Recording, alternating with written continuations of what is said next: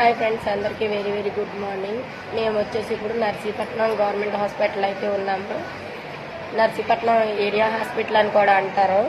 మేము మా ఆరోగ్య పరిస్థితి బాగోక మేము హాస్పిటల్ అడ్మిట్ అయితే ఇక్కడ క్లీన్ చేసే వాళ్ళు ఉంటారు కదండి, అదే మా పెట్టి వాళ్ళు క్లీన్ చేసే వాళ్ళు ఉంటారు కదా, వాళ్ళు వచ్చి పేషెంట్లు అయితే చాలా ఇబ్బంది పడుతున్నారు. ఏంటంటే మంచానికి వచ్చి 100 రూపాయలు ఇమ్మంటున్నారు.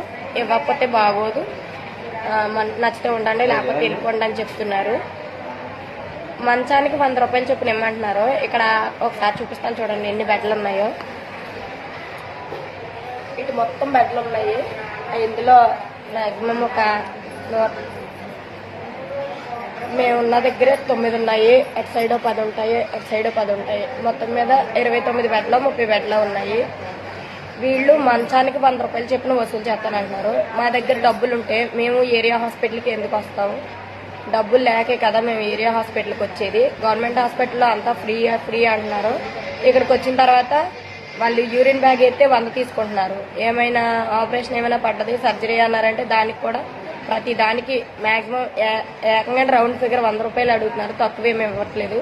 స్ట్రెచ్చర్ మీద ఒంట్లో బాగాలేదని కిందకి ఎక్స్రే కానీ ఈసీజీ కానీ ఏమైనా చేయించుకోవాలని వెళ్తే స్ట్రెచ్చర్ మీద తీసుకెళ్తే 100. ప్రతి దానికి కూడా 100కి తక్కువైతే తీసుకోవట్లేదు, కావాలని వాదిస్తున్నారనమాట వీళ్ళు. దీని గురించి బయట మనకి ఉన్న ఏరియా హాస్పిటల్లో కూడా ఇంతేనా లేకపోతే ఇక్కడ ఇలా వాదిస్తున్నారు ఇలా అన్నది అంటే జనాన్ని కొంచెం కనుక్కొని ఇది కంట్రోల్ అయితే చేయండి. ప్రతి ఒక్కళ్ళు కూడా చాలా ఇబ్బంది పడుతున్నారు. ₹1 అంటే దేని దానికి ఉపయోగపడుతుంది. 100 రూపాయలు ఉన్నాయంటే బయట ఏ ఫ్రూట్స్ లేకపోతే ఏ భోజనం వస్తుందని ఆశపడతారు కదా. 5 రూపాయలు అన్నా క్యాంటీన్కి వెళ్ళి తిని రావడానికి ఇబ్బంది పడుతున్న రోజుల్లోని ఇప్పుడు వీళ్ళు కావాలని వచ్చి మనిషికి 100 రూపాయలు చొప్పున ఇచ్చేయమంటే ఎక్కడ ఇచ్చేయగలరు చెప్పండి?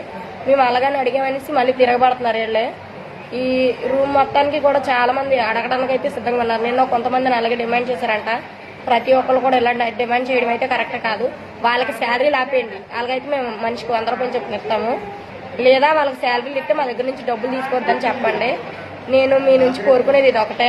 ఈ వీడియో కనుక మీకు మంచి అని అనిపిస్తే కనుక దీని అయితే వైరల్ చేయండి, గవర్నమెంట్ వరకు తీసుకెళ్ళండి. Thank you friends. చూడండి మేము హ్యాండ్స్కి ఇలాగా ఇంజక్షన్లు వేయించుకొని ఈ మంచం బెడ్ మీద మేము ఉంటే మమ్మల్ని ఇబ్బంది పెట్టడానికి వాళ్ళు తయారవుతున్నారు. ఇది ఎంతవరకు కరెక్ట్ అనేది మీరే కామెంట్ అయితే చేయండి. వీడియో కనుక నచ్చితే లైక్ చేయండి, షేర్ చేయండి, కామెంట్ చేయండి. Thank you friends.